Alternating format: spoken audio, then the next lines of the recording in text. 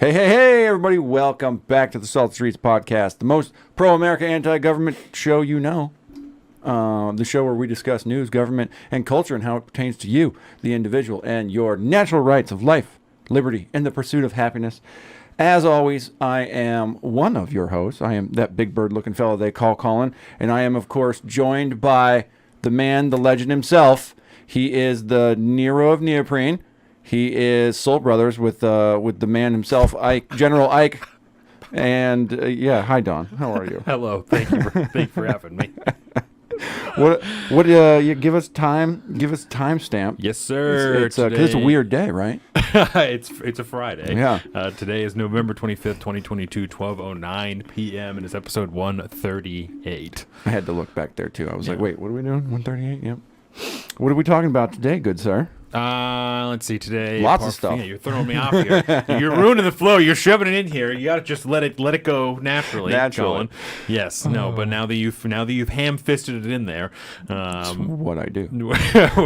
Part one, of course, we have some local stories, and then Colin had the great idea that we're going to go over some of the sources that him and I get our information from, and we're going to have it up there it's like a little AMA segment. So we'll take some questions if you guys have them and things like that. For part two, we are going to be discussing. This is the investigation. Right? Yes. So now I have it mixed up.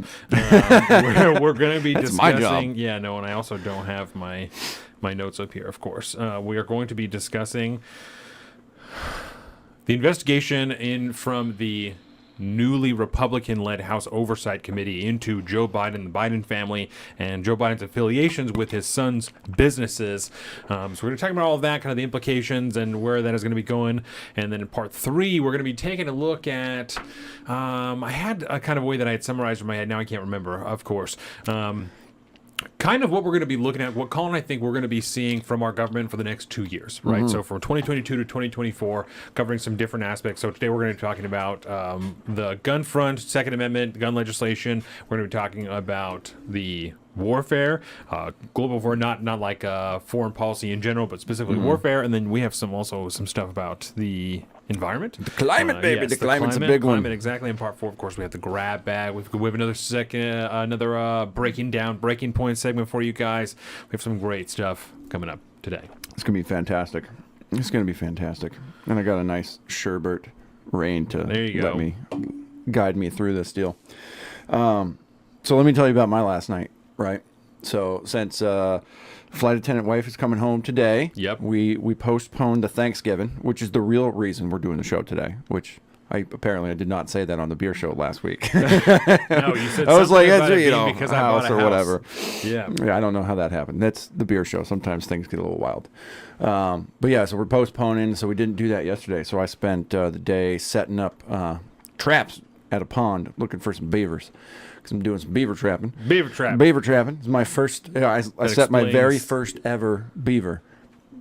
Explains the facial hair. Yeah, my NASCAR facial hair. Beaver trapping. It's a whole deal. Beaver trapping.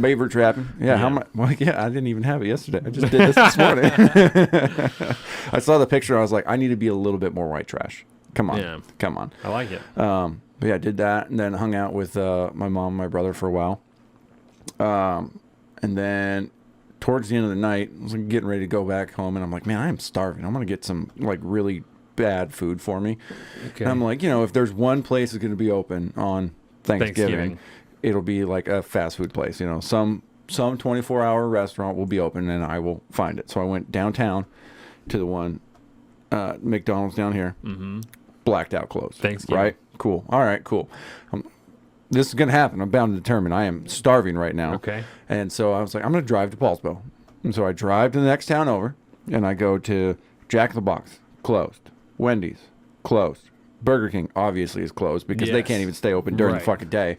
And then the other McDonald's, closed. All of them are closed. And then I'm just butthurt and upset, so I drive all the way back.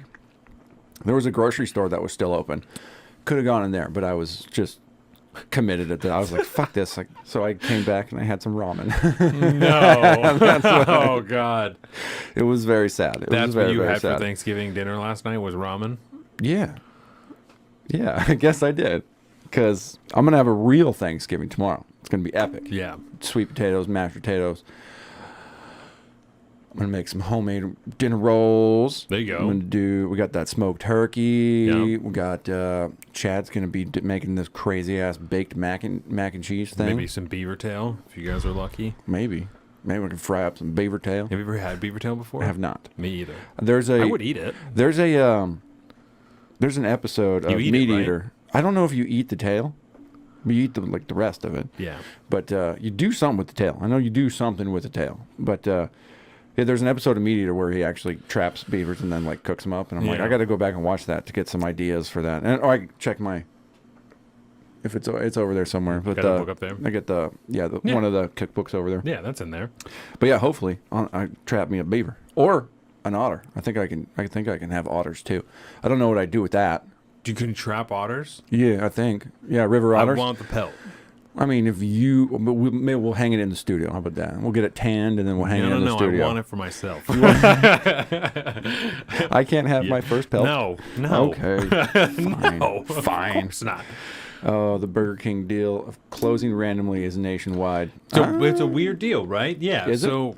I have not heard about that, but there's a question mark on the end of that one. But I'm not sure. Apparently, it's happening around Deborah as well. That's what it sounds like to me by her question. But yeah, no. Which sucks because Burger King has a superior burger to McDonald's. Yeah. 100%, right? Yes. I mean, unquestionably. We could talk about the other ones. I mean, Wendy's is kind of as far as burgers go, but they're pretty all right. I like a Wendy's burger. They're better than McDonald's. Yes. Jack in the Box. I know you got a love-hate relationship with Jack in the Box. Mostly a hate-hate relationship these days, but I like their burgers too. They can be pretty good, but Burger King, dude, BK has just got a big real-life burger with all that sugary bun. It's delicious. Yeah, and that one in Paulsbo is just never. It's never I've told you during the middle of the day, I'm coming back on a Friday after work. I'm like, let's swing in there. Yeah. And then no, just closed. Not today. No. They must not be offering enough wages and benefits or something, right? Not a high enough starting bonus or whatever. Yeah, something like that. Yeah. Because they always got that sign out in front of the McDonald's it started as $15 an hour starting. That was a year ago, and it's already up to $17 starting. Damn. Because they're just trying to fill that place too. But yeah, even that one's a little shoddy, man. Fast food's still 17. It's still tough to work. It's still tough to get those things operating the way they used to be. It's sad. Yeah, not firing on all cylinders. No, dude. Burger King. No. Okay, No. so Colin, with that, let me ask you this. I realized last week I said it, and then we did the thing. I'm like, well, I said it, and then I said it again on the thing, so I shouldn't say it twice. I should just let it go. So I got a couple for you. It's Thanksgiving, right? So Indeed. first I need you to tell me what you're thankful for. Ooh, what am I thankful for? Yeah, I can go first. So if many you, things. If you want me to. No, I got this. I'm thankful for a healthy family. Yep. Everybody in my family is healthy, which, sad face, some of our family friends really close to us are not in that same exact situation. So it's very, very, makes you really, really grateful for actually having that around, because you got it until you don't, and then life is way different. Very thankful for that. Thankful to have a solid job that I don't need to worry about, it's not killing me slowly, and that shit's real too. That's a good one. I'm happy about that. No, that's a good Wifey's loving her new gig. I mean, it's early, but she's loving it, doing her new career path. I got a small but solid group of friends that I'm still very thankful for today, and I mean that's I'm thankful that my truck situation is about to be resolved, so I'm very excited about that too. Everything's looking up towards the end of the year here. Very, very excited about it. Thankful for still being able to do this show, which is always a pleasure. It's basically the closest thing I have to therapy, so I don't know what I would do without it. Yeah. The end of the year comes around, we take our 1 month break, and it always so cathartic to get back to it. You don't realize how healthy something like this is until you don't do it anymore. Right. Yeah. So we'll go with that. Seems relatively surface, but solid. No, that's perfect. It's perfect. What about you?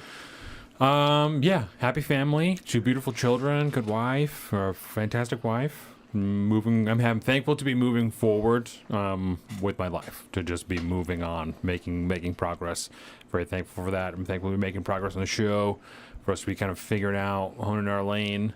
Thankful for all the listeners, for everybody who comes here spends time with us, because just spending the amount of time with us that people do is ridiculous. Yes. It's bizarre to me that anybody would want to spend this much time with us. Exponentially more enjoyable too. Yeah. Yes. Yeah. So It's good stuff. yeah. On a more show-related front, Indeed. right, now that we know what everyone is thankful for, do you think? And I thought of this when I was looking into the history of the Colorado shooter the other day, right? So I was just thinking about circumstances and stuff like that. Do you think that people are generally good or bad? Ooh.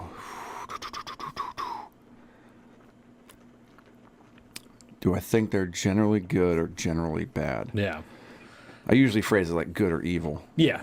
but the idea is the same. Yeah. I Same think- question. I wouldn't be too harsh. about God, that. I don't know, because like I've used to think both ways about this. Like I've thought at one point, like most people are just inherently selfish, and so that generally would make them more bad. But then I don't really believe that anymore. I don't know if necessarily people are good, but I think inherently people are selfish to a certain degree, and I don't see that as a bad thing. I see that as a good thing, because rational self-interest, if you will, take that road down there, you are generally will try to be a better person to you, yourself, the people around you and stuff like that, because that will make your life easier and better as you go along. So I guess I'll fall in the category of I think most people are generally good. Generally. Some people are just bad. Yeah. But as a general rule, I think most people are pretty good. Yeah. I think most people are really stupid, but, that's fine. You could still be a good, stupid person. A well-intentioned idiot. Yeah, Yes. absolutely. A well-intentioned idiot. Yeah. That's I think fantastic. I think I would say the same thing, that I think that most people are generally good. But I also think that human beings are still very, very, very close to animals, and it doesn't take much for what they call it, the thin veil of society or civilization or whatever. It doesn't take much for that to be removed. Yeah. I think most people Thin veneer? Yeah, something like that. It doesn't really There's matter, a turn but, of phrase out there somewhere. So I think people are generally good, but put in trying situations, it does not take much for most of those good people to do things that they would regret in ideal circumstances. Yeah, I think that's a good way to put it. Yeah. You drop anybody into the fucking woods, they become a savage. Right. Ideally. And then I have kind of a 2A, not like Second Amendment, but 2A question. Okay. Is, do you think, because there's kind of I'm sure there's like an actual psychiatric theory behind it, but do you think that if you take two people and subject them to like the exact same circumstances, that they will turn out the exact same way? Ooh, no, I don't. Mostly because people have free will and the ability to come to conclusions in a different manner. So even if they're living the same exact circumstances, it's kind of like the nature versus nurture discussion, right? I mean, I think you can essentially have two people. I mean, just look at like twins growing up in the same household that will generally have a very, very similar upbringing. I mean, you'd have to get into like a weird isolation thing and do like some weird human experiment for it to be absolutely exact. But no, I think even with the closest thing we have to a control group at that point, people are still going to make different decisions at one point or another and come to their own conclusions. And I would not be surprised if there's like a couple twins out there where one is like a pro-gun person, one's like an anti-gun person. Yeah. Just how they perceive the world at that point is going to be different regardless on their upbringing, I guess. You could be in like a traumatic situation at some point that's going to change your view on something, or, while the other person doesn't. But yeah, I'd be really interested in that, though. If like we could do like a real Truman-esque or Truman Show-esque like experiment on a couple people someday. Yeah. That would be really interesting in some dystopian world. So I know there are a lot of people that believe that, that you're almost like a victim of your circumstances, that like, well, had they not been subjected to these conditions, then maybe this wouldn't have happened, this wouldn't have happened. And I think that there's merit to that, but I agree that I move forward in my life. The people have agency. You have independent agency, individual agency to do what you want, to make decisions. That you don't have to make those decisions if you do bad shit and you aren't. It's not justification for you to act that way because of your circumstances. You know what I'm saying? Yeah, everybody has the power to rise above their own circumstances, to learn lessons from the things they did or were subject to. I mean, in this particular case, because we're going to get deep into that story in one of the other topics, right?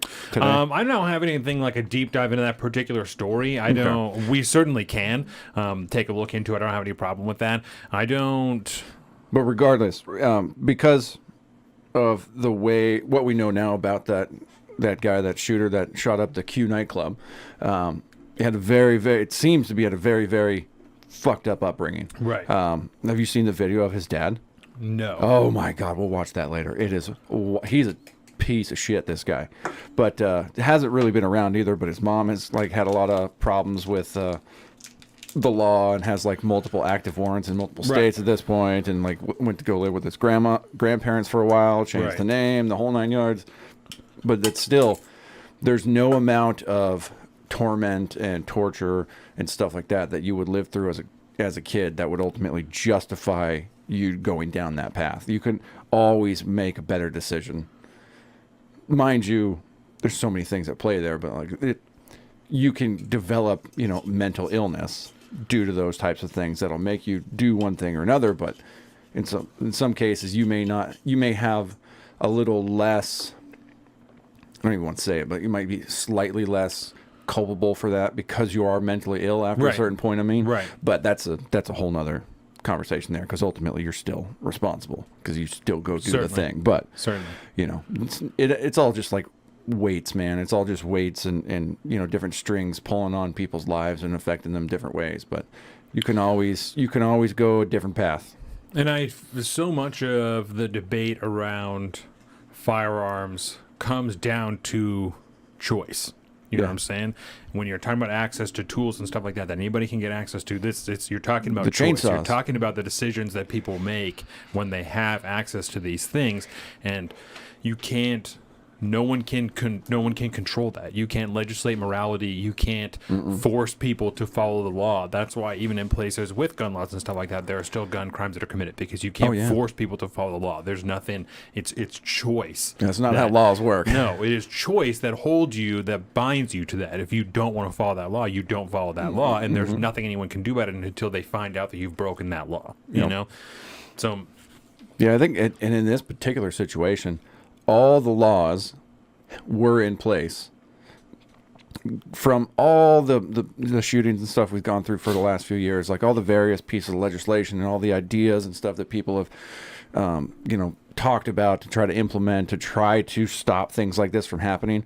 All of those were in place for this particular situation. The red flag laws and they stuff absolutely in Colorado. did do nothing. Yeah. Yes, they have red flag stuff. There was, as per the usual, this individual was known to law enforcement for reasons.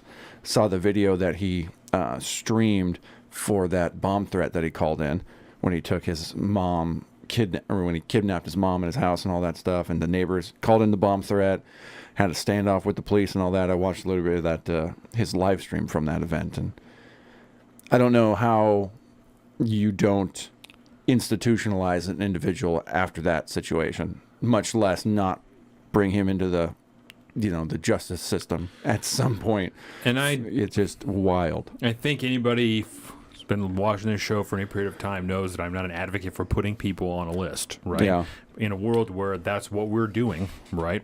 That's what we're doing. That's the idea. That's why the red flag laws exist. That's why these things are there. Again, I'm not an advocate for these. I think these are unconstitutional. I don't think we should be doing them, right? But in a world where we are already doing them, isn't that what this is for? To stop someone who already has a history of extreme violence, right? Of infringing on other people's rights to life, liberty, and the pursuit of happiness. Isn't that what the point of this is? And if this is not going to stop this person, it should be used to stop me instead. Is that what we're talking about? That if someone has a question about me, even though there's no evidence that I'll do something in the future. Someone has a question, it should be used on me instead of someone where there's evidence of it, right? Where a DA has chosen to release this person back into society instead of keep them in jail, or something that's actually within their power of doing, right, within the structure that we currently live under. Yeah. It's like we're a nation of we're a society, Yeah. and we understand that, regardless of how just or unjust it is, but we are still technically a society of rules and laws and shit like that. And if this is the system that we are under, you're failing to live up to your own legal standards at that point. Like you're not following through with the system of laws and procedures and stuff that you deemed necessary to put into place, which we could argue about one way or the other, before the fact, after the fact, whatever. But like you said, that's the system in place. And regardless, none of that stuff did anything. It was all just useless, which sad. And I don't know, I've been thinking a lot about institutionalization lately, about like for lack of a better term, like mental wards and shit like that, because it was something we used to do very regular in this country, involuntarily, which is terrifying when you think about it. But also there's a part of me goes like, probably could use a little bit of that these days. I mean, there's people that are straight up violently mentally ill that may be able to change their life for the better if they were institutionalized and helped at some point. That might be a thing, but I get real weird, because generally speaking, we don't have a good track record on being like just with that system. A lot of people just be like, well, you got the madness, so we're just going to lock you up because we don't like you, and now you're going to go sit in this mental institution. We're going to keep you drugged for the rest of your life. Well, and even past that, we don't have, as a nation, a very good track record of taking care of people that we have institutionalized. They're not well taken care of. That's why there was such a shift in the mental health system, was because the conditions within institutions like that were so horrifically poor that we couldn't justify keeping any human being with any little bit of agency or consciousness in conditions like that. And they're arguably better off being homeless than an institution where they are naked and covered in their own shit because no one will take care of them. And that's really like Geraldo Rivera got his whole kickoff for getting inside of an institution like that for Willowbrook in New York. I don't know if I've seen that. He went undercover in Willowbrook in New York City, and I mean had to use like flashlights on cameras and everything because there's no lights in the institution. People are on the floor, they're naked, they're covered in their own feces.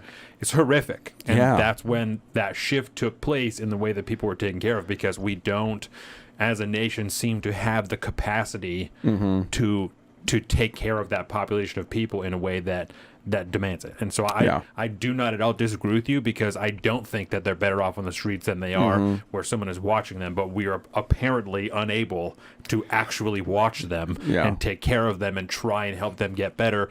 I don't know enough about that system to say why that is the case. I'm sure there's a lot of... And it's been decades since that system was really in place. Yeah, I mean, that was stopped big time in the 60s. I think it was during like Reagan that... Yeah. It might even have been Nixon where it was shifted like that, which would have been the 60s. So, it was either... big gap, but either under Reagan or Nixon where those changes took place. I don't remember. I think that it was Nixon, because Geraldo Rivera is still on the news today, and if it was, or I think that it was Reagan, because if it was Nixon, he wouldn't still be on the news. Yeah, so probably be retired by now. Yeah. It's funny because it's depicted a lot in period pieces in entertainment, on television, stuff like that, and it's always portrayed as a very like terrifying, horrific situation. Yeah. And I'm just too young at this point. Like, I just have that kind of info to go off of. But the stories you hear, or like it's big in like ghost hunter type shows and stuff like that. They go to like these old abandoned institutions, and then they tell these horrific stories about what happened. Right. And we always have like the stereotypical like lobotomizing, and people just their brains being totally fried because they put them on like a shit ton of lithium or something like that, and then just kind of keep them as zombies. I have seen. So, I got a couple of stories to feed into this, right? One, profits won out over patient care. There we go. Reagan. So, there used to be an institution that's torn down now. There used to be an institution on the west side of Bremerton, actually, it's a couple blocks from my new house, that was called Francis Haddon, and it was a housing place for adults with disabilities who didn't have people to take care of them, right? And so, people would go and work there. People like my sister, my brother David worked there. So, because they're just trying to find anybody, right? Yeah. What I'm They saying, need people. they're just trying to find anybody who can do it. So it's people off the street, 2 weeks of training for you to not get your complete ass beat at this job, and then you're there and you're taking care of people. There were still physical confrontations on just a consistent basis. These are just people with disabilities. They're not even mentally ill. They just have disabilities. They have severe autism. They have just forms where they can't take care of themselves. Yeah. That was a difficult job to retain people, because it's a dangerous job. I've spent some time.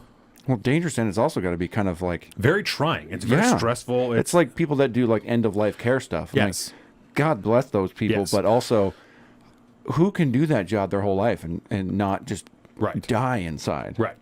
Yeah. Fuck. Someone came at my sister with some blinds that they tore out of a window one time. Just tore the fucking blinds out the window at her with the blinds. Shit happen all the time. It just is. It just is what it is, you know. Those are people you can't necessarily blame that person, because who knows what their level of cognition is of that particular situation that they're in. You just know that the emotion is what's driving them, you know. But I also dated a gal who's, let me think about the way that I want to say this. Just to be, whose sister spent some time in a mental institution, like actually locked up in the institution, right? And so I went there a couple of times, and that was when I was in high school, so maybe 2012, 2011. Like you guys went to go visit type yes. of thing? Okay. And she was aware, cognizant, you could have conversations with her. It was nothing like that. I believe that she was dealing with schizophrenia at the time, and that's why, because I remember the event that precipitated like her getting institutionalized, and even in a modern institution where people are generally well taken care of, it was just a fucking really weird and uncomfortable place to be at. You know, you can feel, even when everyone was chill, the underlying tension that exists there because the level everyone is operating at. Yeah. You know what I'm saying? The level that of anxiety that exists in all of the patients that are there, and they're all so in their own world. You know what I'm saying? Yeah. It was bizarre. And I am no stranger to the world of mental illness, but even for myself, it's like, this is weird. This is just the way this is done. Yeah. I don't know how else you do it, but there was just you just can tell how difficult that job is, even though nothing happened when I was there. Yeah. You know. I'll do a lot of things in life, man, but it judged me for how I need to be judged accordingly for this one. But it's like the word that comes to me is just uncomfortable. Like, you get around people like that have some kind of mental illness like that, and I'm just very, very uncomfortable all the time. And I would fault nobody for feeling that way. Yeah. Even because you can rationally be like, well, this is what it is. I can understand and all that, but I can't get over the way like that feels, and which is, don't know what that is. But now when you think about having to care for people like that, how many people can just rise above that feeling or not have that feeling, and then with still all the empathy in the world at that point. I mean, that's just got to be, there's got to be very few people out there in the world that can actually do that stuff. The tension and interactions, I worked in, it was when I was in high school, it was called the G-Pod, which is... The G-Pod. Yeah, which was That just sounds badass. the portion of the building where the special ed students were at. And so when I was in the junior year, I worked in the G-Pod. And even then, they're all kids that are around your age, you know, but there are times when things get tense that it's very uncomfortable. My mom was a job coach for adults with disabilities for like 18 years. That's when I became cognizant. That's what she was doing, and that's what she did until I got into high school. So I was very comfortable. That's part of why I did that, had that class, because I was very comfortable with, and I could see how uncomfortable other people were, even just for like someone with Down syndrome or like something like that, that they're just uncomfortable being around them. Yeah. So I felt good about working in there because it wasn't something that made me uncomfortable. But even there was a couple of people that were bigger than me, kids that were bigger than me that were students. And when times got wild with them, even I was like, this is fucking dangerous. Oh, like, yeah. this is a dangerous situation. Yeah. And when you're dealing with somebody who is mentally ill and not just disabled, you don't know what type of world they're operating in. Yeah. Everybody, as different as everybody is, the same world that they construct for themselves as someone with mental illness is the same deal. And if you don't know the rules of the world that they are living in, you don't know what could set them off, you don't know what can make them upset, you don't know what's going to soothe them, you don't know any of that type of stuff. Oh, yeah. So, and to have that many people that are all different in one area, and you have to accommodate for all of them, they're all living in the same common area, so if they're all going to share a TV and do all that type of shit, like you have to make all those circles work cohesively, and that's what underlines that tension there. A lot of Venn diagrams going on in there. Yeah. A lot of them will clash, I would imagine. Yeah, and that's what makes people uncomfortable is the unpredictability of being around, especially a group setting like that. You know what I'm saying? It's different if you're interacting with one individual. It's just a very different vibe than if you're in a group setting like that. Most definitely. Yeah. Most definitely. Could kick off like that. You Yeah. know? Yeah, and I think there's got to be a level of, I don't want to call it normality, but like, generally speaking, you can go out and interface with like most people in the world. There's like I said, the world that person has built for themselves to live in and stuff like that there's a lot of commonalities between their world and your world. Yeah. You're operating on most of the same rules and stuff like that. And so then when you interface with somebody like that who doesn't or may not, the underlying like level of tension probably just has to exist right there, because I don't want to use the word normal, but at this point I'm just saying the two levels, like that point, that would be a normal line, right? Whereas versus now you got 100%. two different levels of separate normalities that may not level off at the same place. Right. And so I think that's probably where like my tension probably would come into play. Yeah. But then, like I said, I've been around a lot of cases where like on one-on-one setting like that feeling doesn't exist. Yeah. Because I'm interacting with them on a normal level, and we're having conversations, and everybody else is around, and everybody's just vibing like normal. And so we have that same level of normality in that particular situation like that. But yeah, so it's just, what do you do about that long term, like on a societal level? We have more mental illness these days than it's probably ever before, and then probably with that, due to just the amounts of drugs and alcohol and stuff like that, I'm sure there's a lot higher level of like mental disability and stuff like that. Yeah. But like probably less people to work in that environment. I'm sure that there are studies that have been or are being done as to why the levels of mental illness, and I don't have the statistics, so I'm just postulating at this point, like why they seem to have gone up over the last a few decades, I'm sure that like our diet has some factor into it. People's microbiome plays a huge factor in their mental health and stuff like that. So I'm sure that's part of it. There's a lot of wild societal things that are going on. I'd be very interested into what those factors are, because I don't know. I don't know enough about that to decide. But there's probably too many factors to build a real life study on it. When you think how different our society is today, even compared to like 20 years ago, how can you even measure that? Yeah, because the world is so much smaller than it's ever been before. It's so incredibly hard to live in your town. Well, just pay attention to your town. Do you know they're doing it in Canada? They're pushing this government-assisted suicide thing, big, like hard. Like, oh, you're just super duper depressed? Fucking kill yourself. The doctor will help you do it. Yep. That's what their solution is. I don't know.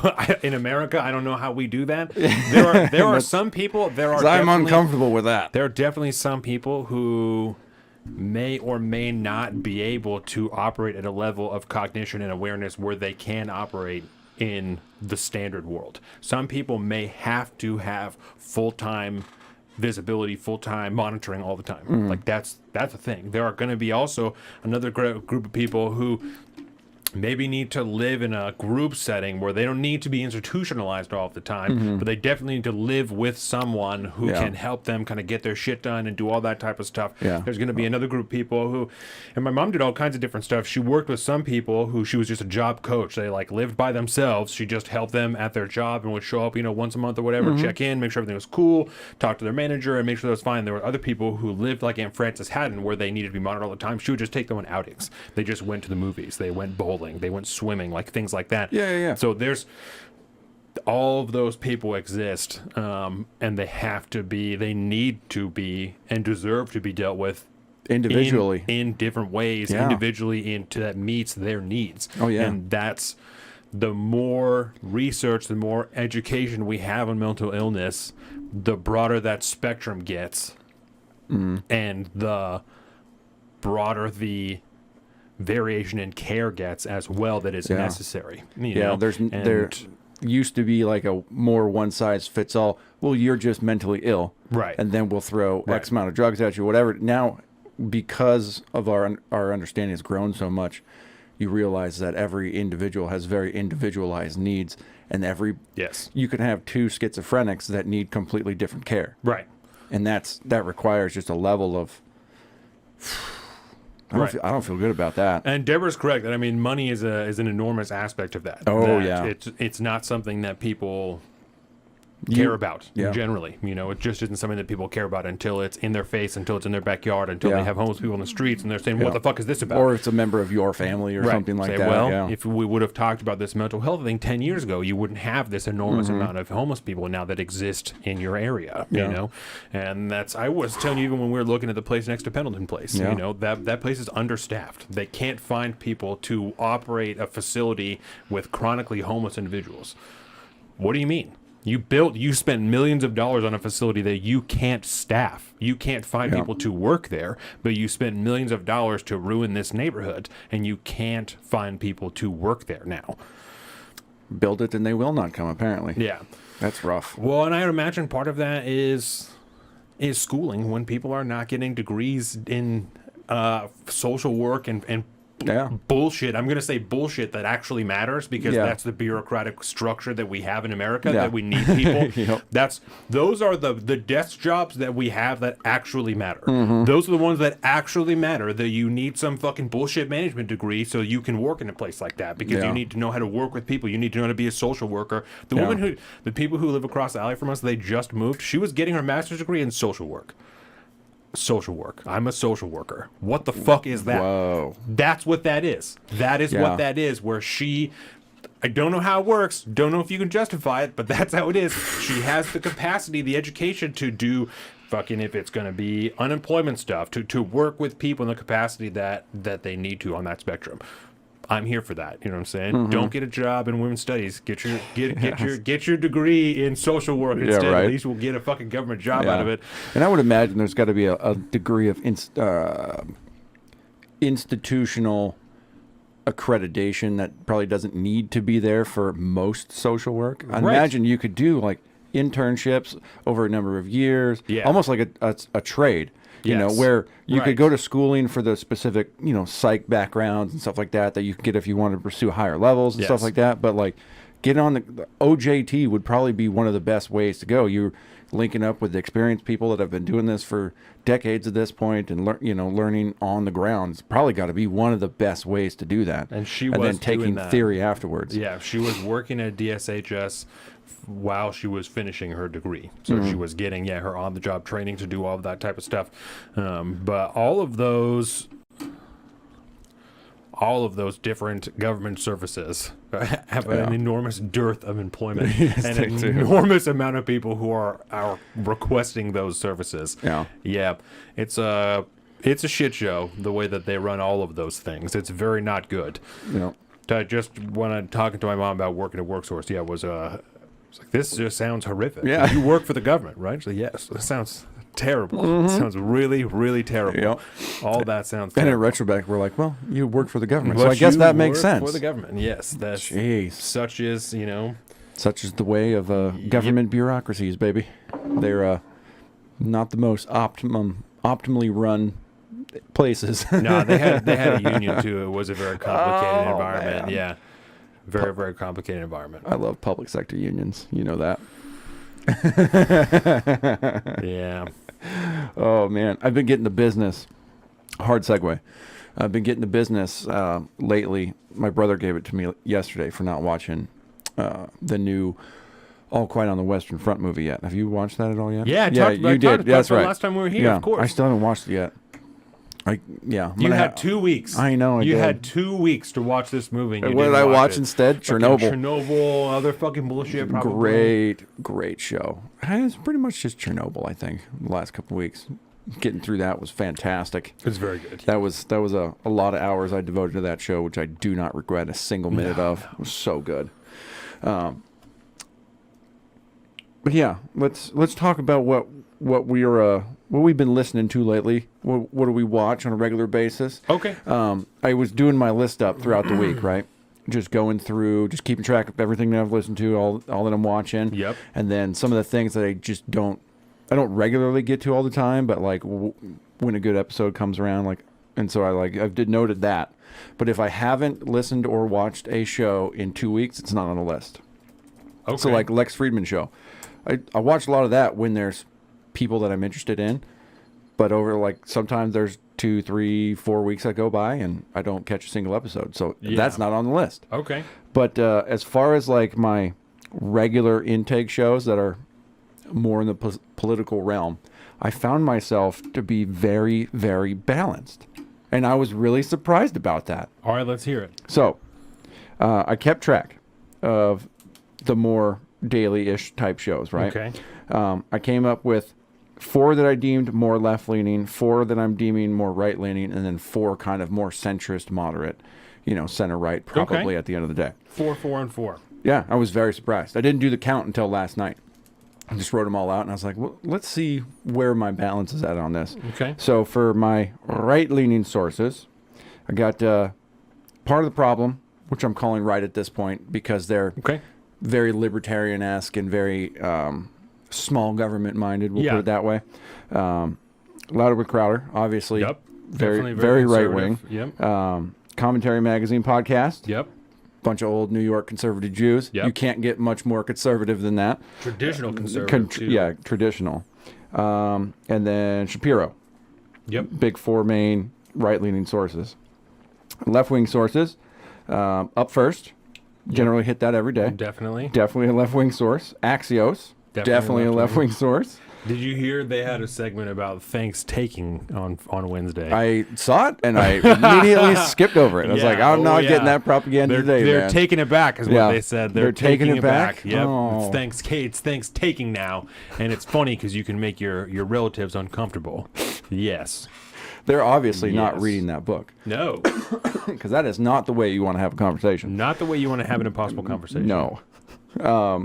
Seattle Now podcast. Yep. That's definitely left-wing. Definitely. And Breaking Points, which I am deeming a left-wing source at this point. Because Crystal is so far progressive, and Sagar wears a suit, and he likes to call himself a conservative, but he generally leans pretty far to the left of any kind of conservative world, if there was one. I would call him a moderate. That's about the best I would give him. Yeah. He might, and he leans right on a few issues, but I feel more so these days he leans more left. He's like more of a center-left guy, I think, in most ways these days. Well, and according to them, if you don't believe in Stop the Steal, then you can't be a Republican anyway. Amen. So. It's the rule, bro. Yeah. Just kind of like how we all know why inflation exists. And it's 52% of inflation comes from corporate greed. Duh. I read a study, and so that's the rule. Moderate. Someone else read a study and then questioned about it in Congress, and I took that as the truth. Yeah. But my more moderate-leaning podcasts that I take in on the regular, Wall Street Journal, What's News? Okay. I didn't call that a leftist source because they can be balls and strikes. What they cover, that's basically just mainstream corporate press stuff. But Timcast and IRL call that moderate to leans right. Mm-hmm.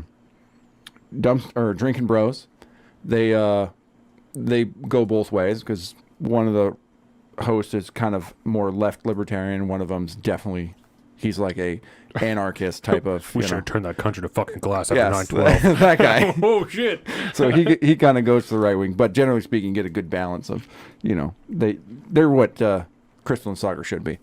And then Dumpster Fire.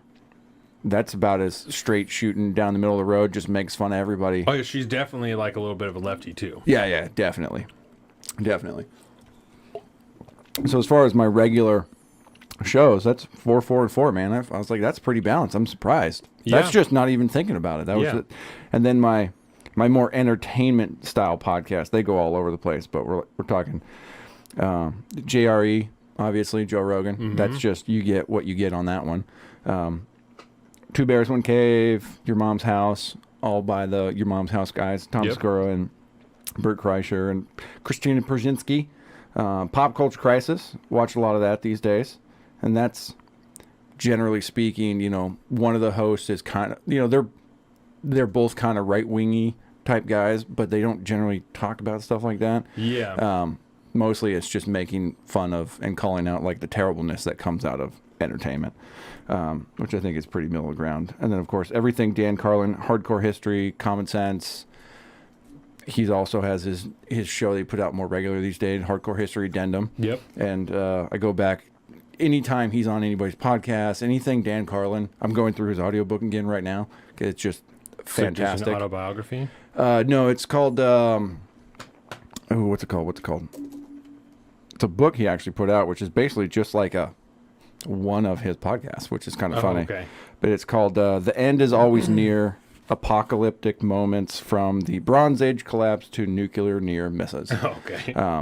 But yeah, it's really, It's a I history forgot book. how good it is. Yeah, it is. And it goes through like a lot of, ask a lot of the questions of like, how did these eras end? And like, is there always a dark age after this? A lot of different stuff, war, disease, famine, all that good stuff. Kind of, when you look at history, that's kind of marked the major eras in history. Right.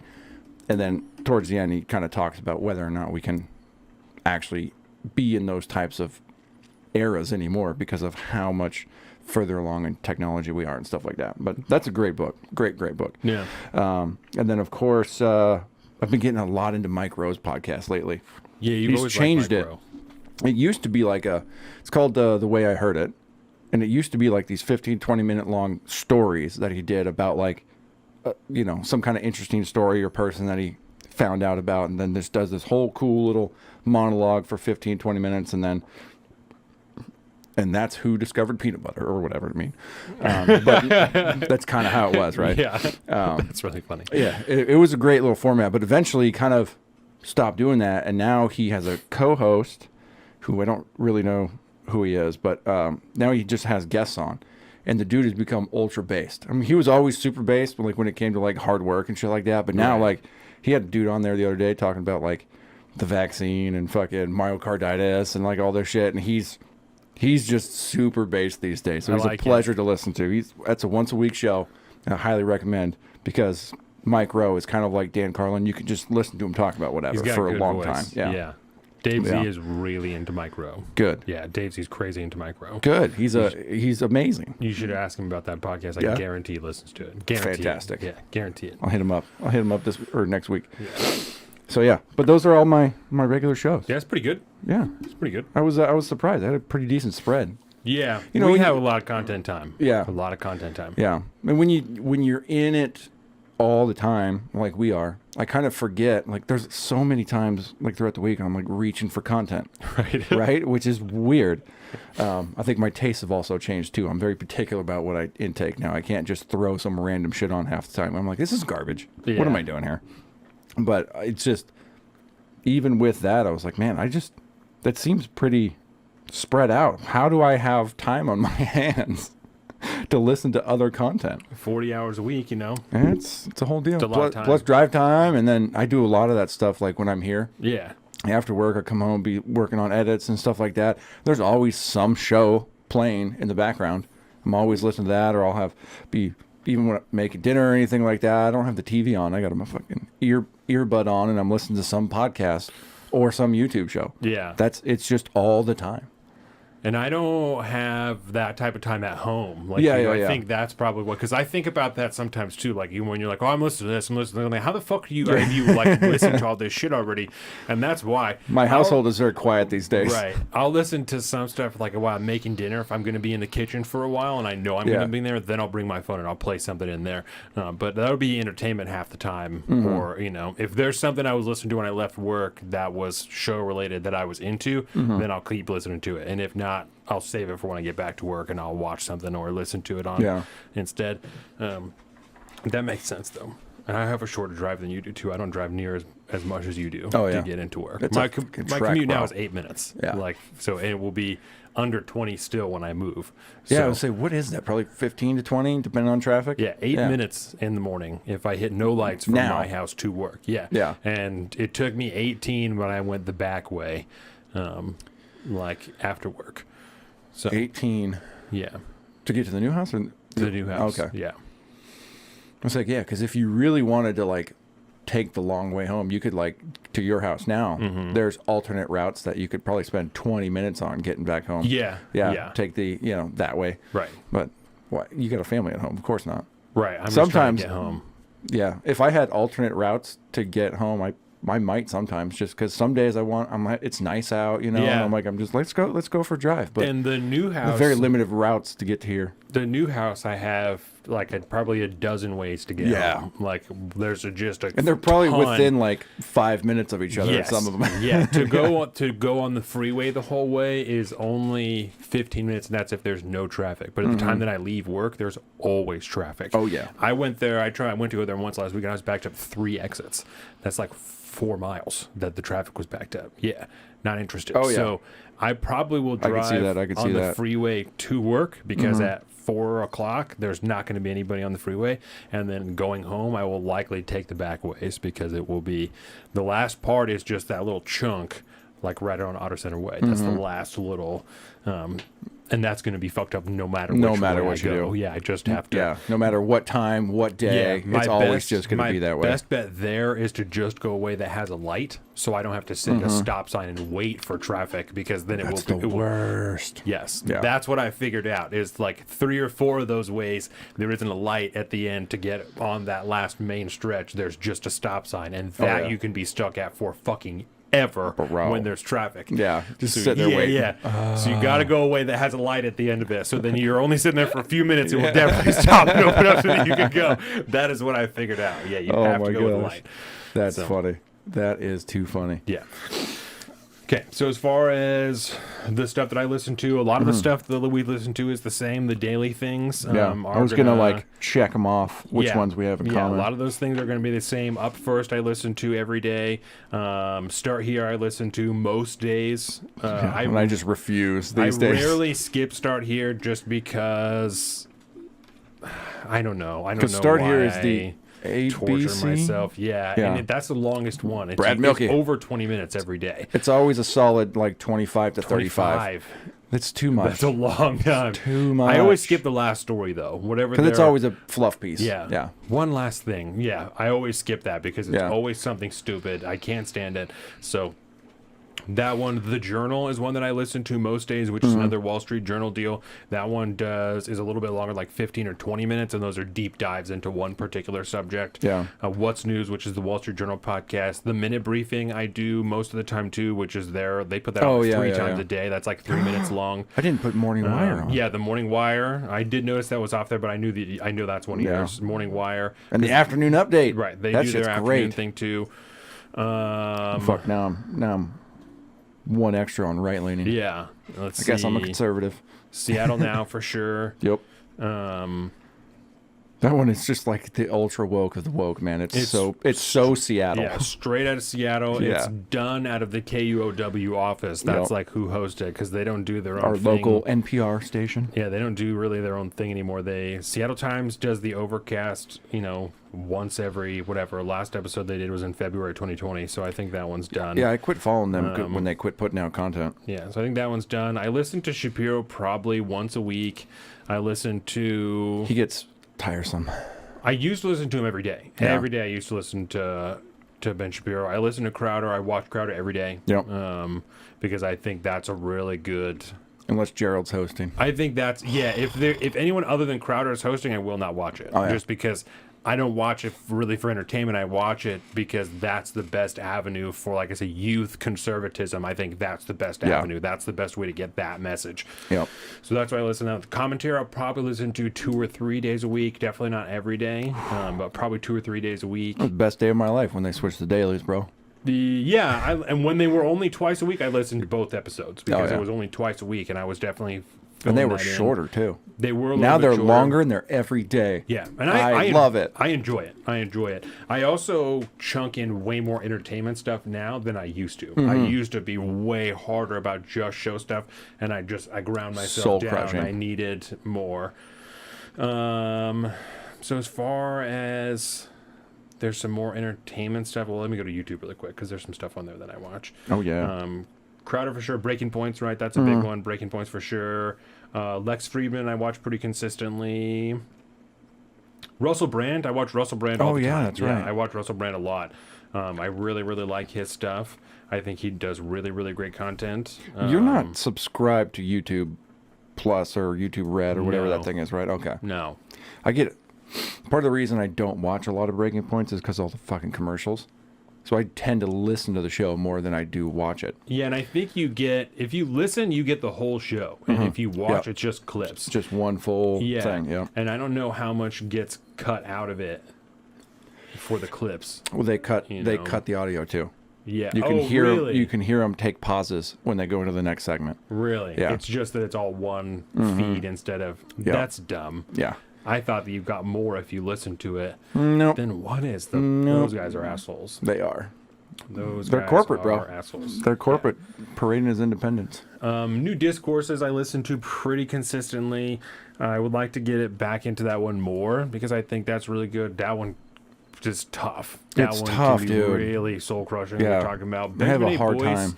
I would really like to get into his shit more because he's consistent on the trans thing. Mm-hmm. He's very consistent on that, and I think that's just a fantastic avenue of information for that because he's just talking to everybody. He's Yeah. talking to fucking everybody that he can. All about that. essentially the same deal. Yes. Yeah. Everybody. Yeah, so I like that. I think that's if you're trying to learn more about the trans topic just as an umbrella term, children, adults, transitioning, the puberty blockers, the actual procedures, anything. Detransitioning, because he has a consistent amount of detransitioners on his show too.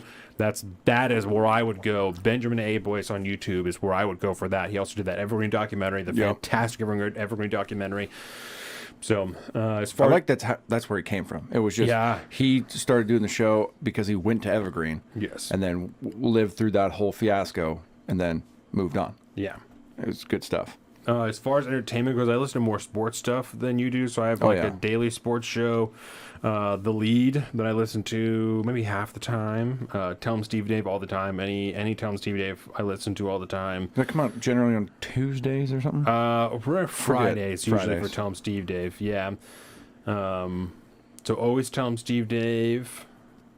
Your Mom's House. Flagrant, always watching Flagrant, always watching fucking Flagrant. Yeah, you love that. You love that show. Tuesdays with Stories. I love my Tuesdays with Stories. Love Mark Norman. Love my Joe List. So always Tuesdays with Stories. One of the few that love them, some Joe List. Right? Yeah, I don't know what the deal is with all that, but yeah, I like them a lot. The Fantasy Footballers, I listen to them every day during fantasy season. So I remember when they just started, and then all of a sudden, now they just have this epic empire. they're wild, bro. They Yeah. have, segments that are hosted or that are sponsored by like Head and Shoulders and like they'll take money from anybody. They Give do me not money. care. Yeah, they all have families. They're like, I don't give a shit. Like I'm Yeah. trying to. One of them Trying to pay the bills over here. One of those guys just had a pickleball court poured in his backyard. Yes! Yeah, they're balling, bro. They Hell live in yeah. Arizona. He's like, fuck it, just give me a fucking. I want a pickleball court. Yeah, no, they're balling, and they're Dude. talking about fantasy football, and they're all year round now. Oh, yeah? They're all year round during Yeah, the off because they season. used to be seasonal. Yes, during the off season, I think they go to 3 days a week, but they still all year round. They're talking about fantasy football, and they get And now paid it's daily because it's during football during season? Yeah, they go daily. Interesting. And they do a live stream Sunday mornings before the shows as well. So, and they have their own Patreon, and they have like another comedy podcast listener I've never listened to before because I don't think that they're particularly funny. They're all right, but it's a lot of dad humor and stuff like that, which is just not. I want to hear dark shit. I want to hear a comedian say things I would never say. That's what I want to hear because that's what makes me uncomfortable and that's what makes me laugh. Yes. So I don't want to hear you make a joke that, given enough time, I could also think of. I want to hear you say something. If I did think of it, I would never dare say it. That's what I want to hear. That's the only reason I watch the Dave Landau Crowders, is because those shows get hilarious. Yeah. I find myself feeling real bad about laughing a lot. That's what I like. That's what I like. So, yeah, that's probably about it as far as podcasts and stuff, which is a healthy list. I wasn't counting or anything, but so we have a pretty good amount of crossover. There's a few things I think that the two of us. I listen to Part of the Problem too, not as consistently as you do. Oh yeah, it's on my feed. I'm stopping whatever I'm doing. I like it a lot. I enjoy it. Yeah. I just don't. When I find new things, it's hard for me to fold them into what I'm doing, even if I enjoy them. And especially something... Oh, I didn't even think about that. Something with a little more length. And I do this shit all the time. I got to stop doing it. Someone's like, I'll just watch it later. And I just don't do it, I'll just watch it later. And I don't do it. Even things I want to... I know I would enjoy every episode of The Part of the Problem if I watched it. Because I do every time I watch it. You just don't have that amount of time, though. And necessarily. Part of it is the entertainment work split that I had to find to make myself more comfortable in it. That if I cut out a lot of like the Flagrant and Your Mom's House and stuff, I could fit all of those shows in and I would have no problem. But I also you need that. I need a laugh. You need that. I man. need a laugh you every day. So Tuesdays are always good because Tuesdays of Stories comes out, Flagrant comes out on Tuesdays. Like that's a big comedy day for me.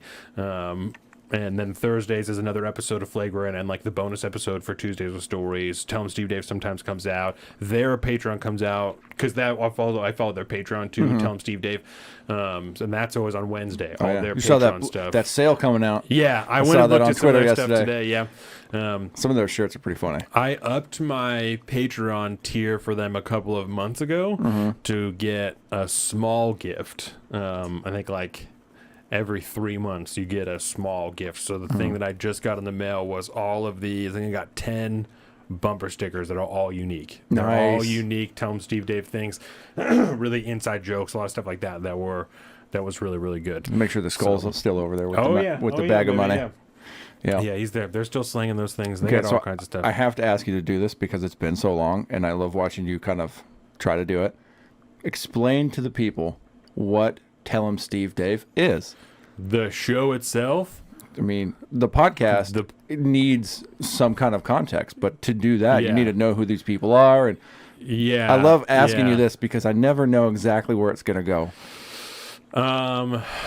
Brian Johnson, Walt Flanagan are best friends with Kevin Smith. We're childhood best friends with Kevin Smith, who is the director of Chasing Amy, all the Jay and Silent Bob movies, the Clerks movies, all of those things.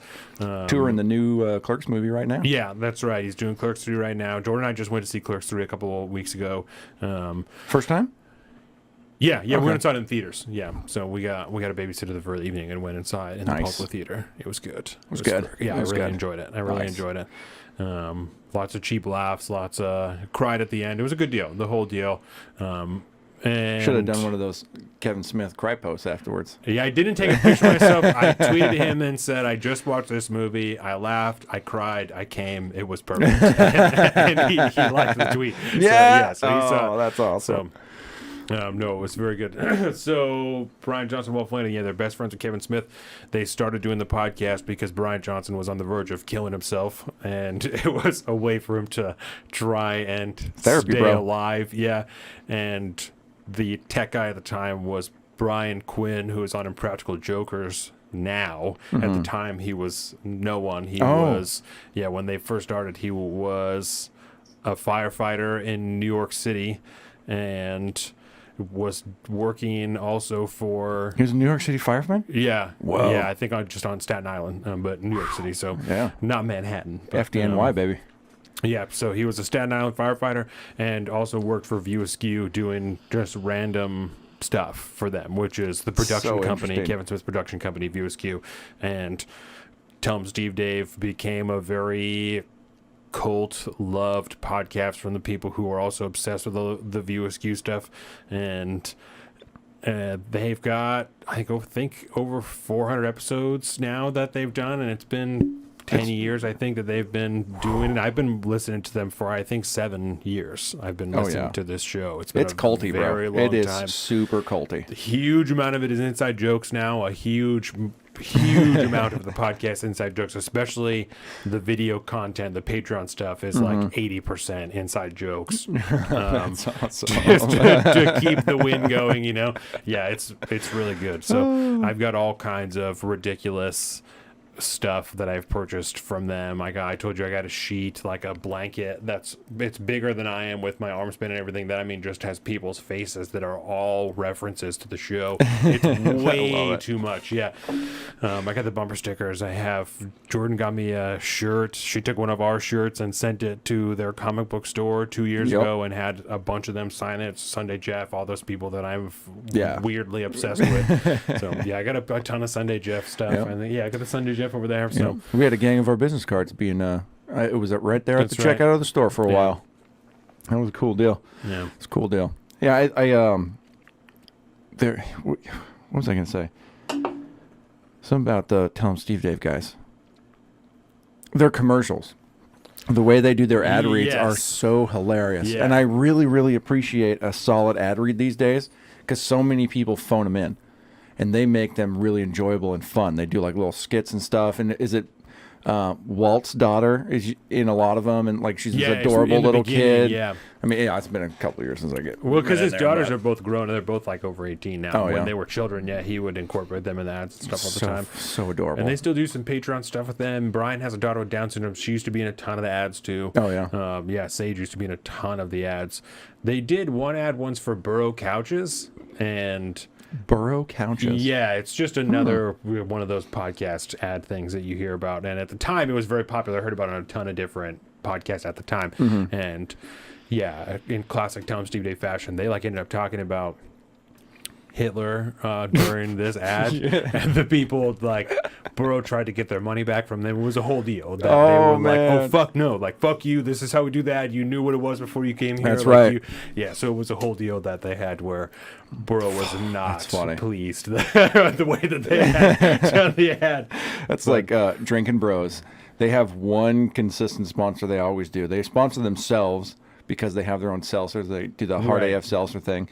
But they always have one consistent one. It's ghostbed.com. But it's in true, Tell 'em Steve Dave fashion. They can go off some tangents and say some really fucked up stuff when they're doing them, man. And those ads can go for 10 minutes sometimes. They'll just be trying to get through this one ad read. And he takes all these fucking rabbit holes and next thing you know, they might be talking about slavery or some shit, you know? It gets so weird. And that's how the Burrow one went, where they started, someone threw a reference in there and then it just went down the road of talking about Hitler, probably Hitler using the couch or something, and they're like, that's not how we would like the brand to be affiliated is with fucking But I'll tell you right now, Nazism. I'm going to listen to that ad. Yeah. Otherwise, I'm just going to hit that fast forward button. Tim Dillon had an ad. He used to do stuff for whatever the underwear is with the diamond pouch, or with the one for your balls. Your Joey pouch? Yeah. Oh, yeah. That's Michael Malice. I forgot to say Michael Malice. So whatever those underwear are, Tim Dillon used to do ads for them all the time, and that guy was like Sheath underwear. There you go. There he was a veteran. The guy who runs that company, he was a veteran, and Tim Dillon would talk about how he had committed war crimes and horrific. I remember things those. He would say about this guy. I would put me in tears. I could not believe that the next week there would be another ad for the same company. I was like, you have got to be joking me. Guy just had to love it. He was was into. He hasn't done an ad for them in a while. I don't think because of that. I think people just stopped doing the ad runs. Yeah. But, I mean, the show definitely changed. Yeah, consistently in tears listening to those ads about sheath underwear. Especially, in true Tim Dillon style. That's a show I haven't gone back to since, really. Yeah, I don't remember. I told you I tried to listen to that. He had Bill Burr on, so I was going to listen to that, and then I had to shut that off partway through because it was just nothing but like woke talk, and I was like, I can't. I'm not going to do this. Yeah. But yeah, he had that issue with his producer, and kind of haven't really gone back after that. Don't like it. I got really uncomfortable. Don't like it at all. Nope. Well, yeah. So there's that. I think that's about it. All I had. For shows, yeah, for sure. Yeah, because there's like Michael Malice. I said like I just hadn't hit him up in a couple times because that's kind of guest dependent. I'll get like curious and listen to guests that I don't know of, but like a couple minutes into it, that and the audio quality is generally usually terrible because it's always done through like Skype or whatever. What is up with that? I don't know, man. He lives in Austin. There's no shortage of studios in Austin for him to. Yeah, he just does it from his laptop, and why? And he's got it's the people that just do it on their like headphones like that, and then the guests that'll call in too, like they're on the same level. Like, what are we doing here, guys? It wouldn't cost you much of anything. You got book money, bro. Invest a little bit in yourself. I don't like it.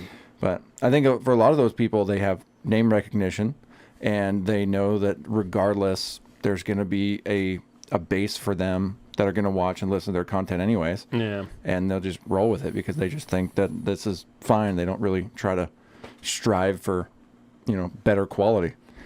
But it's a weird deal. But did you watch the Kevin Smith episode, by the way, of yes. Two Bears? Yes, I It did. was so good, wasn't it? It was very good. Behind Christina P. had to leave early, and so we got like a longer guest spot with Kevin, because usually they're like, it's like an hour and an hour or something, right? About that. Generally. And yeah, she had to bow out early, so we had like an hour and a half of Kevin Smith, and that got so good. Kevin Smith was geeking out about how much money Tom Segura has. He's like, I'm so fucking rich. Yes. Like, That was really funny. I love when Tom does that, and he's not afraid to be like, dude, I got so much money. I got so much money. It's stupid money. I'm like, bro. $22,000 on a cup, Yeah, $22,000 on he's now the Hitler Cup guy. Yeah. Which, I'm ashamed that there hasn't been more content leaked out about that, because I want more. Have you seen that picture yet of Bert Kreischer and Hitler? No, I haven't. Okay. Oh my gosh. Right. Is it something that we could put on the internet? Yeah, I'm sure that I can. Yes. I don't think we're going to get another copyright strike like Share. we did last week, so. Signal. Salty Boys. I even have my signal up and ready. Boom. Boom. Yeah, there you go. Oh. Can you spot the difference between these two photos? Okay. So as you can see, there's that cup there. Wow. There is the same fucking cup. Yes. That's his cup, dude. Yes. Look at Bert's face. He's just like, what is happening? And because you're not a huge fan of Bert Kreischer, right? I don't have any against him. I don't like follow a ton of his content or anything. Some people just can't stand like the way he laughs and talks, and it's a lot, but I don't have any issue with him at all. I just don't. I really like the Two Bears episodes when they're both together. Yes. When it's just one of them, it's real guest dependent on whether or not I'll listen to it. But the two of them together, that particular episode, I almost pissed myself at work laughing while this was happening. I was like, there's no way. There's no way. But it was so good. So good. It's pretty incredible. Yeah. That's $22,000 for a cup. It's legit. But it's Hitler's cup. It's Hitler's cup. That's the whole deal. Yeah, and it's like illegal or something like that. I don't know. It's weird. I'm sure the government would say you're not supposed to have that. Yeah, nobody can have that. That's why he had to pay like cash money for it, and right. He should have done it with crypto, bro. That's what he should have done. Got into that FTX, and that's weird. I can't wait to talk about that later. That'll be a grab bag if we get some time. Yeah. But yeah, let's wrap this up. I like it. And yeah, this was good, and we will carry on with our next main topic. Yes, with that, we will take our first break here in part one. We'll be back in just a few minutes for part two. We were talking about the new investigation from the Republican-led House Oversight Committee into Joe Biden, his family, and their business dealings It's gonna be so together. good. Multi-pronged. We'll be back in a few minutes. Thank you. Welcome to the salt of the streets, coming at you every week with this food for thought. Hope you ready to eat everything.